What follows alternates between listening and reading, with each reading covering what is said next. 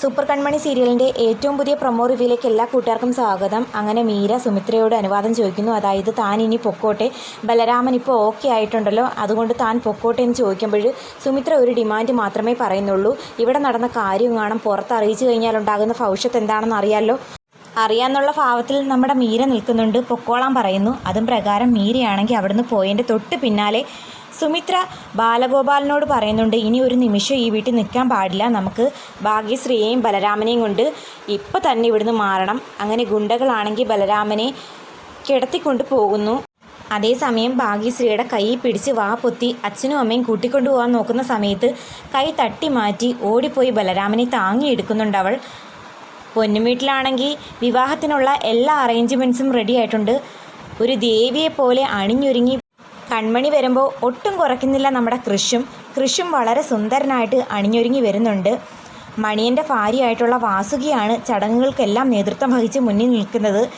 തലയിൽ ഒരു തൊപ്പി പോലത്തെ ഹാരമൊക്കെ വെച്ച് കൊടുക്കുന്നുണ്ട്.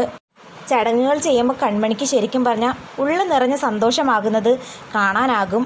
അങ്ങനെ വാസുകിയുടെ ഭർത്താവായ മണിയൻ തൻ്റെ ജീവിതത്തിൽ നിന്നും അടർത്തി മാറ്റി കൊണ്ടുപോകാൻ ശ്രമിച്ച ആ താലത്തിലിട്ട് വാസുകി തന്നെ കൃഷിൻ്റെ കയ്യിൽ എടുത്തു കൊടുക്കുന്നു.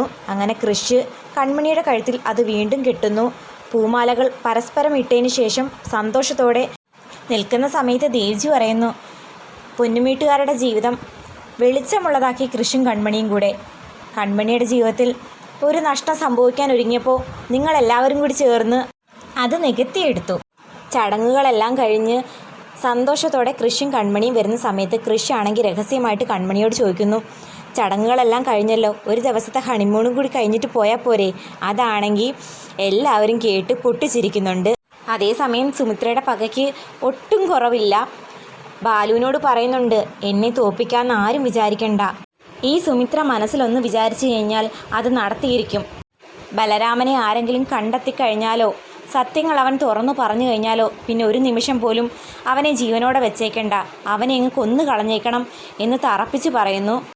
എന്തായാലും ഒരു കാര്യം ഉറപ്പാണ്, ബലരാമൻ മീരയ്ക്ക് ഒരു നമ്പർ കൊടുത്തിട്ടുണ്ട്. അതും പ്രകാരം മീര പുറത്തു വന്നതിന് ശേഷം സഹായം അഭ്യർത്ഥിക്കുകയും ചെയ്യും. കൃഷും കൺമണിയും ഉറപ്പായിട്ടും ബലരാമൻ്റെ ജീവൻ രക്ഷിക്കുമെന്നുള്ള കാര്യത്തിൽ സംശയമൊന്നും വേണ്ട. ശരിക്കും പറഞ്ഞാൽ അവർ തെറ്റിദ്ധരിച്ച് വെച്ചിരിക്കുന്നത് ബലരാമൻ ഫംഗ്ഷൻ കഴിഞ്ഞ് നേരെ വിദേശത്ത് പോയെന്നാണ്. മുമ്പ് അങ്ങനെ പറഞ്ഞിരുന്നുവല്ലോ, ഫംഗ്ഷൻ കഴിഞ്ഞാൽ അന്ന് വൈകിട്ട് തന്നെ വിദേശത്തേക്ക് പോകുമെന്ന്. പക്ഷേ ആ പ്ലാൻ മാറ്റിയെന്നുള്ള കാര്യം സുചിത്രയോ സാഗറോ കൃഷോ കൺമണിയോ ഒന്നും അറിയുന്നില്ല. വീട്ടിൽ പോയതിന് ശേഷം പിന്നെ ഒരു അറിവുമില്ല. ഫോൺ സ്വിച്ച് ഓഫ് ആയതുകൊണ്ട് തന്നെ കോണ്ടാക്റ്റ് ചെയ്യാൻ പറ്റുന്നതുമില്ല. എന്തായാലും അധികം താമസിക്കാതെ സുമിത്രയുടെയും ബാലഗോപാലിൻ്റെയും ചതി ഇവർ തിരിച്ചറിയും. ബലരാമൻ്റെ ജീവൻ രക്ഷിക്കുമെന്ന് മാത്രമല്ല, മാനസയ്ക്കും അനിരുദ്ധിനും വരുണിനും കിട്ടിയതിൻ്റെ ബാക്കി, അതായത് നമ്മുടെ മണിയന് കിട്ടിയതിൻ്റെ ബാക്കി ഇനി സുമിത്രയും ബാലഗോപാലിനും ഏറ്റുവാങ്ങാൻ റെഡിയായിട്ട് നിൽക്കുവാണ്. അധികം താമസിക്കാതെ കൃഷും കൺമണിയും കൊടുക്കുമെന്ന് തന്നെ പ്രതീക്ഷിക്കാം. അപ്പം വീഡിയോ ഇഷ്ടമായാൽ തീർച്ചയായിട്ടും ചാനലൊന്ന് സബ്സ്ക്രൈബ് ചെയ്ത് സപ്പോർട്ട് ചെയ്യാൻ മറക്കല്ലേ കൂട്ടുകാരെ.